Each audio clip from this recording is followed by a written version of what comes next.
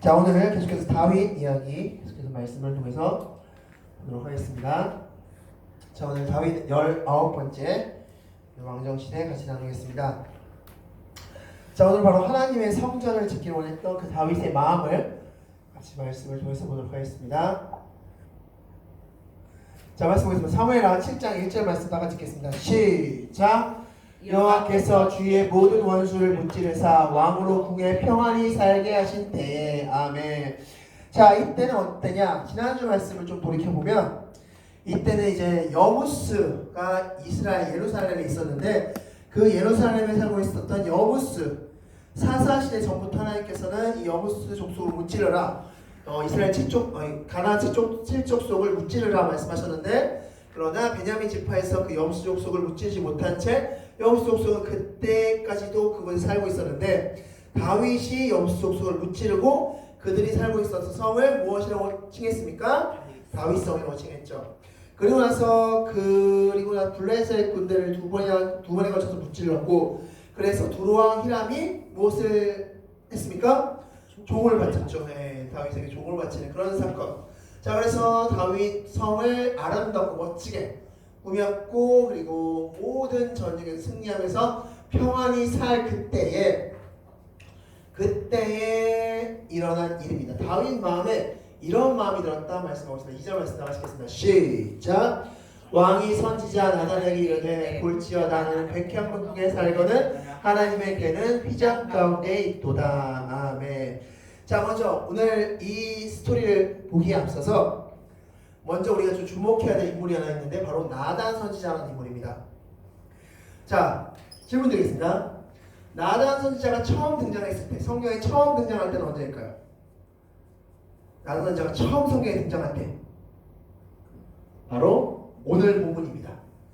자, 나단 선지자 첫 등장입니다. 오늘 본문 이 방금 읽으신 사무엘하 7장 2절 말씀에서 최초로 성경에 나단 선지자가 등장합니다. 그가 어떤 신분이었는지 어떤 사람이었는지 등장하지 않고 처음으로 나단 선지자라는 이름이 성경에 등장하는데, 자, 그럼 이때는 언제인가? 이때는 앞서 말씀드린 7장 1절 말씀을 바탕으로 봤을 때 바로 다윗이 이제 나라를 평안하게 다 만들고, 다윗성도 만들고, 나라를 이젠 안정화시키고 굳건하게 만들어야 할 때에 누구를 하나님께서 다윗에게 보냈냐면 나단 선지자를 보내셨다는 겁니다. 이 나단 선지자는 언제까지 활동하냐면 솔로몬 시대까지 활동합니다. 솔로몬을 왕으로 세우는데도 중요한 기여를 하는 인물이 나단 선지자입니다. 이 나단 선지자가 죽고 나서 된 일이 무엇이냐면 분열왕국 시대입니다. 그러니까 즉 어찌 보면 이 이스라엘에는 한 나라가 부강해지고 한 나라가 세워지는 데 있어서 다윗도 솔로몬도 보다 더 중요한 역할을 한 사람이 있다면 그는 나단 선지자라는 겁니다. 자, 이것을 놓고 봤을 때 하나님은 이 이스라엘이라는 나라를 세우는 데 있어서 중요한 인물, 왕을 세우는 것에 있어서도 굉장히 중요하고 고심하시면서 세우셨겠지만, 누구를 세우는 것에 있어서도 더 많은 고심과 더 많은 고민을 하셨을까? 바로 한 선지자를 세우는데, 바로 이 나라를 위해서 기도하는 사람을 세우는데 더 많은 고심을 했다라고 볼 수 있습니다. 이 나단 선지자가 다윗이 잘못된 길로 가고 있을 때마다 채찍질하면서 잘못됐음을 말해주면서 나라가 다시 한번 정상화될 수 있도록 해주는 역할을 했던 사람이 바로 나단 선지자라는 인물이었습니다. 그럼 하나님께서는 바로 이때 다윗이 왕궁에서 평안히 다윗성을 지어서 평안히 이제 나라를 하나하나씩 만들어 가야 될 때 나단 선지자라는 인물을 등장시키셨다라고 볼 수 있는 것입니다. 자, 그럼 다시 이제 9절 7절 2절 말씀 다시 한번 읽겠습니다. 시작! 왕이 선지자 나단에게 이르되 볼지어다 나는 백향목국에 살거든 하나님의 궤는 휘장 가운데 있도다. 아멘. 자, 하나님의 궤, 즉 법궤. 지난주에 다윗이 하나님의 법궤를 모셔서 다윗성에 모셔드려왔습니다. 자, 지금 그러면 이 하나님의 궤가 휘장 가운데 있다고 말씀하고 있는데 정확히 어디 있냐? 바로 열왕기상 18장 4절 말씀 보면 이렇게 말씀하겠습니다. 시작.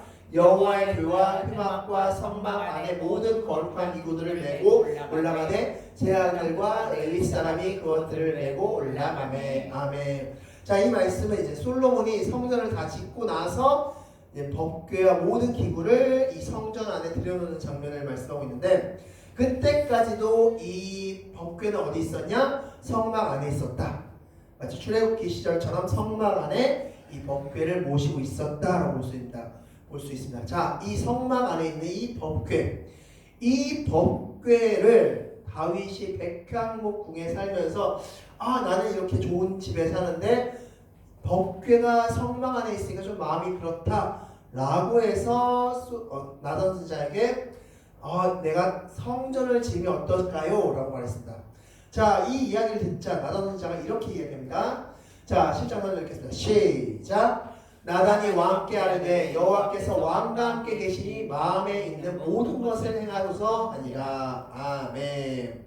자, 마음에 있는 모든 것을 행하소서. 자, 이 말씀이 어떤 말씀일까요? 이 말씀의 의미. 마음에 있는 모든 것을 행하소서. 자, 많은 성경학자들은 이것을 나단의 실수라고 번역합니다. 왜냐하면 지금 모든 것을 행하소서라는 뜻은 무슨 뜻입니까? 성전 지으라는 뜻이죠. 하나님은 다윗에게 성전 지으라고 명하셨습니까? 아니요. 아니죠. 네. 근데 나단은 지금 하나님께 뜻도 묻지 않고 그 말이 너무나 좋아 보였고 너무나 괜찮아 보였기 때문에 하나님께 뜻도 묻지 않고 나단이 그렇게 하십시오 라고 허락한 겁니다. 그래서 이것을 많은 성경학자들은 나단의 실수라고 번역합니다. 자, 왜냐하면 성경 본문에서 이렇게 번역하고 있습니다. 역대상 17장 14절 말씀 다 같이 읽겠습니다. 시작. 가서 내 종 다윗에게 말하기를 여호와의 말씀이 너는 내가 거할 집을 건축하지 말라. 아멘. 자, 이 역대상 같은 기사를 쓴 본문인데 이 본문 4절 전인 3절에 뭐라고 적고 있냐면 나단이 기도를 하자마자 마치 기도를 하자마자 하나님께서 가장 먼저 하고 싶었던 급한 메시지부터 하나님이 전하신 겁니다. 나단이 너 왕의 마음대로 하십시오 라고 말을 해버렸으니까 이건 아닌데 지금 나단 실수했는데 라고 생각되어 계신 하나님이 나단이 무릎을 꿇고 하나님 아버지께 기도를 시작하자마자 다윗은 성전을 건축할 수 없다 말씀하신 겁니다. 하나님은 다윗이 혹시라도 나단 선지자가 이야기한 것을 힘입어서 성전 건축을 구상할까봐 실행할까봐 급하게 나단 선지자에게 기도를 시작하자마자 이 말씀부터 하신 겁니다. 이것은 마치 아브라함이 이삭을 모리아산에 바쳤을 때 그 칼을 들고 이삭을 찌르려는 순간 뭐라고 얘기했습니까? 하나님이 아브라함아 아브라함아 이렇게 해서 크게 아브라함의 이름을 불렀던 것과 마찬가지로 지금 하나님은 뭐 하고 설명하고 뭐 할 겨를이 없는 겁니다. 그래서 가장 명확한 메시지로 급하게 말씀하신 겁니다. 성전 짓지 마! 라고 메시지를 주신 겁니다. 그래서 왕의 마음에 원하는 대로 하십시오 라는 이 나단 선지자의 메시지는 나단의 실수다 라고 번역을 하고 있습니다. 자, 그렇다면 왜 다윗에게 성전을 건축하지 말라고 했을까요? 자, 많이 알지만 자, 역대상 20장 8절 말씀 나가시겠습니다. 시작. 너는 피를 많이 침이 많이 흘렸고 크게 전쟁하였느니라. 내가 내 앞에서 땅에 피를 많이 흘렸은즉 내 이름을 위하여 성전을 건축하지 못하리라. 아멘. 자, 여기서 피를 많이 흘렸다는 게 어떤 뜻일까요? 사실상 다윗은 어떤 인물입니까? 전쟁하는 사람입니다. 전쟁하는 사람. 다윗은 전쟁하는 사람이고 성경 말씀을 보더라도 하나님이 다윗을 통해서 엄청난 전쟁의 승리를 이끌어 가고 계셨습니다. 그렇게 골리앗부터 시작해서 골리앗을 무찌른 것부터 시작해서 전쟁의 사람으로 다윗을 불러놓고 이제 와서 너 피 많이 흘렸으니까 성전 지을 수 없어. 뭔가 좀 앞뒤가 안 맞는다고 생각하지 않으십니까? 하나님이 골리앗부터 시작해서 다 승리하게 해놓고 이미 하나님이 그렇게 벌려놓고 이제 와서 피를 흘렸다는 이유만으로 성전을 건축하지 못하게 한다. 자, 성경은 이것을 이렇게 말씀하고 있습니다. 다 같이 5장, 열왕기상 5장 3절 말씀 다 같이 읽겠습니다. 시작. 내 아버지 다윗이 사방의 전쟁으로 말미암아 그의 하나님 여호와의 이름을 위하여 성전을 건축하지 못하고 원수들을 그의 발바닥 밑에 두시기를. 아멘. 자, 이게 무슨 말씀이냐? 이제 솔로몬이 성전 건축할 때 한 말인데, 자, 나는 성전을 건축하게 하나님께서 택하셨고 나의 아버지인 다윗은 어떤 사람을 세우셨다? 전쟁의 승리자로 세우셨습니다. 즉 피를 많이 흘렸다는 말씀은 지금 너의 역할은 무엇이다? 전쟁에서 승리하는 게 너의 역할이라는 것입니다. 자, 무슨 말이냐? 아무리 좋은 것이 있다 하더라도 하나님께서 각자에게 무엇을 주셨다? 역할을 주셨다는 거예요. 성전을 건축한 역할은 누구의 몫이었습니까? 솔로몬의 몫이었습니다. 다윗은 성전을 건축하고 싶었으나 그의 몫은 성전 건축의 몫이 아니라 무슨 몫이었습니까? 왜 전쟁의 승리자의 몫이었을까요? 지금 이때 많은 때니까 이제 막 이스라엘 나라가 성장하고 있는 때니까.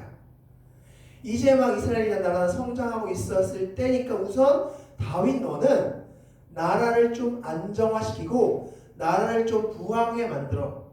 내가 도와줄게.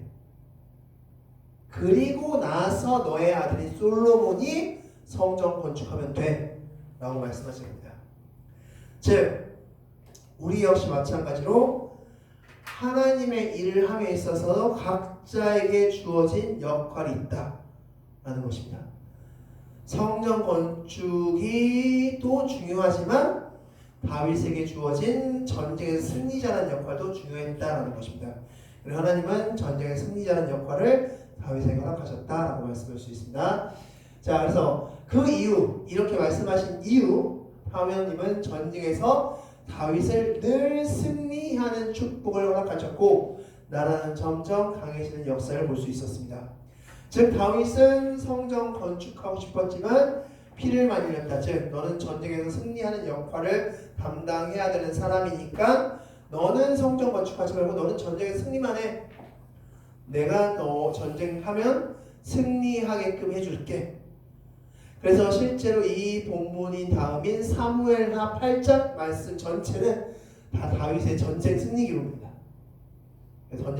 전쟁에서 어떻게 승리했고가 기록되어 있습니다.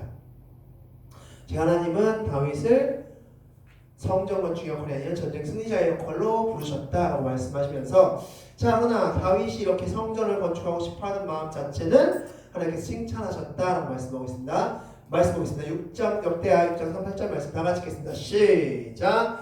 여호와께서 내 아버지 다윗에게 이르시되 내가 내 이름을 위하여 성전을 건축할 마음이 있으니 이 마음이 내게 있는 것이 좋도다. 아멘. 자, 여기서 좋도다, 이게 원어는 토부입니다. 토부가 좋다라는 뜻인데, 이 토부 어디서 많이 들어보시지 않았습니까? 토부가 가장 많이 쓰인 본문이 어딜까요? 계속 연달아서 토부가 반복적으로 나오는 본문, 바로 창세기 1장 2장의 천지창조 사건입니다. 천지창조 때 하나님께서 창조하신 모든 것을 보시면서 토부, 즉 나의 계획과 나의 뜻대로 되어서 너무 기분이 좋다, 내 마음이 너무나 유쾌하다, 너무 기쁘다 라고 말씀하시는 겁니다. 자, 말씀 보겠습니다. 창세기 1장 31절 말씀 읽겠습니다. 시작. 하나님이 지으신 그 모든 것을 보시니 보시기에 심히 좋았더라. 저녁이 되고 아침이 되니 이는 여섯째 날이라. 아멘. 심히 좋았다. 이게 토부입니다. 토부. 즉, 난 너무 좋다. 내 뜻대로 너무 좋다.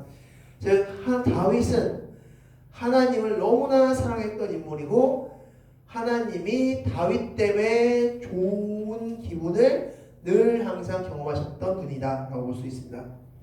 그래서 우리 역시 마찬가지로 하나님이 너 때문에 나는 기분이 좋다, 너 때문에 나는 너무나 기분이 좋아 라는 메시지를 던지는 그런 사람이 되어야 될 줄 믿습니다. 자, 그렇게 해서 다윗이 너무나 기분 좋다라고 메시지를 들었고, 이제 하나님은 다윗에게 약속을 하십니다. 하나님의 계획과 다윗의 준비. 자, 말씀 보겠습니다. 7장, 사무엘하 7장 13절. 시작. 그는 내 이름을 위하여 집을 건축할 것이요 나는 그의 나라 왕위를 영원히 견고하게 하리라. 아멘. 여기서 그는 누구일까요? 솔로몬이죠. 예.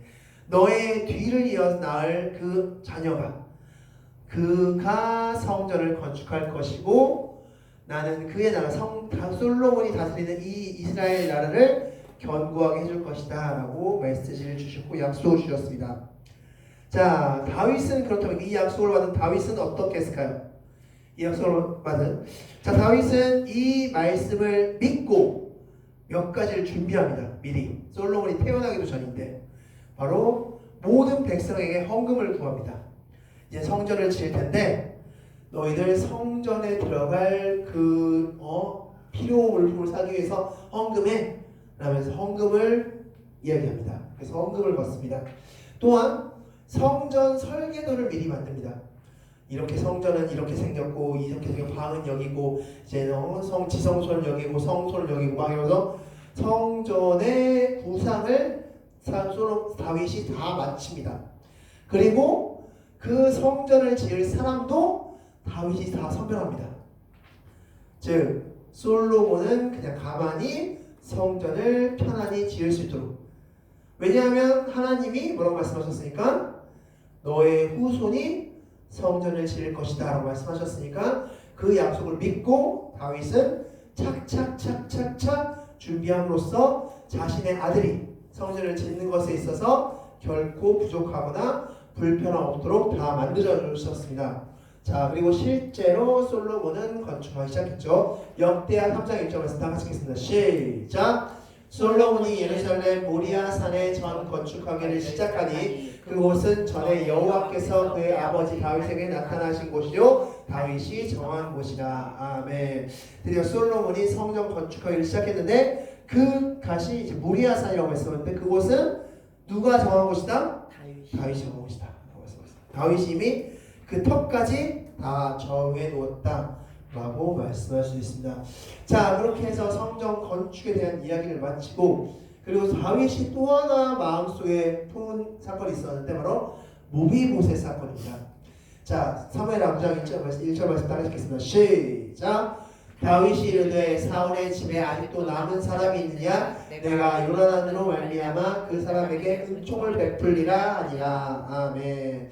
자, 다윗이 사울의 집에 남은 사람 요나단에게 받았던 그 은혜와 사랑을 좀 보답하고 싶다라고 이야기하면서 다윗의 사람, 사울의 사람을 추적해봤더니만 자, 이제 말씀 듣겠습니다. 시작. 사울의 집에는 총 한 사람이 있으니 그의 이름은 시바라. 그를 다윗의 앞으로 부르매 왕이 그에게 말하되 내가 시바냐 하니 이르되 당신의 종이니이다. 아멘. 자, 사울 왕을 섬겼던 그 시바라는 사람을 찾아냅니다. 그리고 그 애를 왕으로 불러내서 너가 그냐? 라고 부르면서 그러면서 다윗은 시바에게 사울의 집안 사람의 안부를 물었는데 그 요나단 그 사울 왕가의 사람이 있느냐? 내가 돌봐주어야 될 사람이 있느냐? 라고 물었더니만 있습니다. 요나단의 아들인 무비보셋이라는 사람이 있는데 그 무비보셋은 두 다리를 다쳤습니다 라고 이야기합니다. 자, 그렇게 알리자 그러자 이제 다윗이 이 무비보셋을 데려오게끔 했는데 자, 그렇다면 무비보셋은 왜 다리를 다쳤을까요? 자, 사무엘하 4장 4절 말씀하겠습니다. 시작. 사울의 아들 요나단에게 다리 저는 아들 하나가 있었으니 이름은 무비보셋이라. 그 유모가 안고 도망할 때 급히 도망하다가 아이를 떨어져 절개하였더라 라고 말씀하고 있죠. 자, 이때는 언제냐? 바로 사울과 요나단이 죽었을 때, 길보아 전투에서 사망하였을 때입니다. 이 사망 소식이 들려오자 그의 그 요나단의 아이를 안고 있었던 유모가 그 소식에 깜짝 놀라서 도망가려고 이제 뭔가 쿠데타나 뭔가 큰 사건이 일어나겠구나 라고 생각되었는지 이 아이를 안고 도망가려고 하는 차에 급하게 가다 보니까 이 아이를 땅에 떨궜습니다. 그래서 다리를 절게 되었다 라고 생각하고 기록하고 있습니다. 자, 이렇게 다리를 절게 된 이 무비보셋을 다윗은 이렇게 말하고 있습니다. 다윗은 시바에게 이 무비보셋을 극진히 섬겨라 라고 명합니다. 그래서 성경 말씀을 읽어보면 시바의 후손들까지도 이 무비보셋을 극진히 섬기면서 그의 먹을거리를 위해서 이 시바 자손들이 곡식을 농사를 지었다고 말씀하고 있습니다. 그러니까 농사를 지면서 이 무비보셋이 먹을 것을 충당해 왔습니다. 또한 다윗은 이 무비보셋을 자신의 궁으로 불러들여서 같이 식사할 수 있게끔 해주었습니다.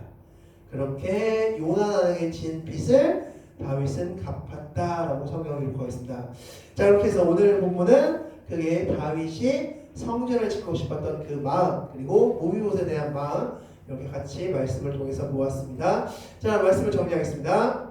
자, 다 같이 읽겠습니다. 시작!